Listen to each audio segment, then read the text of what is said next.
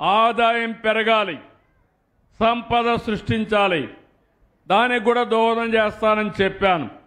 దానికోసం ఈరోజు మీరు ఆలోచిస్తే 18 నెలల్లో 10 లక్షల కోట్ల రూపాయలు పెట్టుబడులు వచ్చాయి. ఒకప్పుడు పెట్టుబడి పెట్టాలంటే పారిపోయారు. వాళ్ళందరినీ కూడా వెంటాడి వేధించి పారిపోయేట్టుగా చేశారు, భయపెట్టేశారు. మనకు తెనాలి రామకృష్ణుడు పిల్లి కథ జ్ఞాపకం ఉంటుంది మీకు. ఆ పరిస్థితి తెచ్చారు.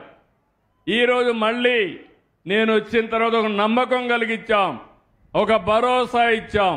ఈ ప్రభుత్వం మీకు అండగా ఉంటుందన్నాం.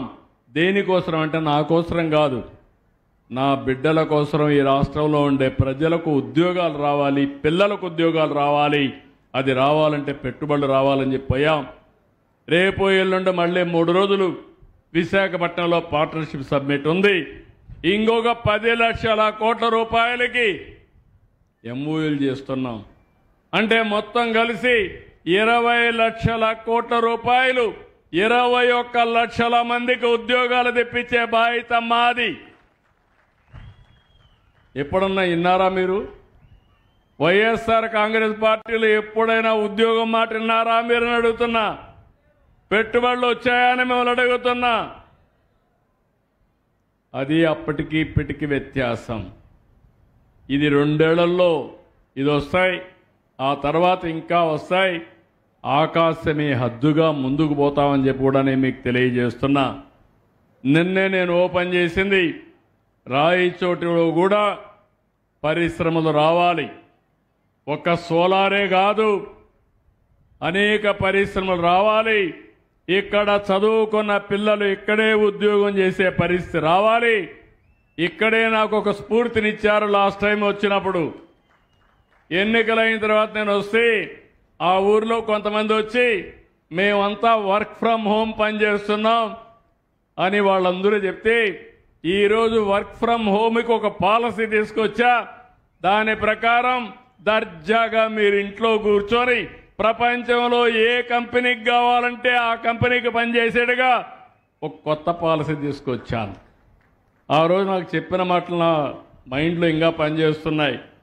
సార్, నేను ఇక్కడి నుంచి పనిచేస్తున్నా, ఒక ఆయన 5 లక్షలు 6 లక్షలు వస్తూ ఉంది, ఇంకొక ఆయన 50 లక్షలు ప్యాకేజ్ సంవత్సరానికి వస్తూ ఉంది.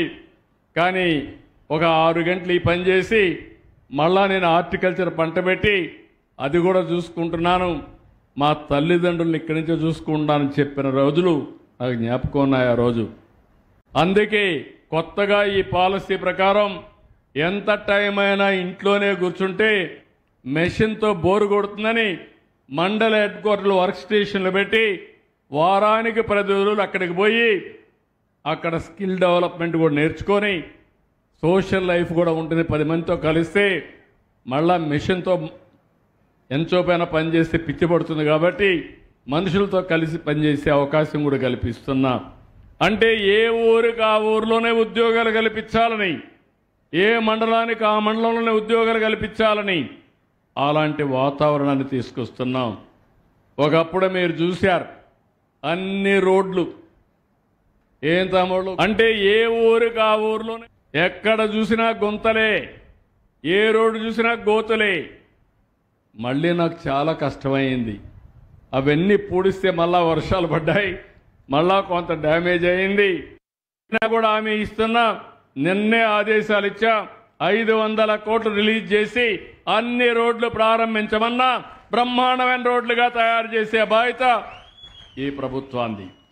ఒక పక్క నేషనల్ హైవేలు, ఒక పక్క స్టేట్ హైవే.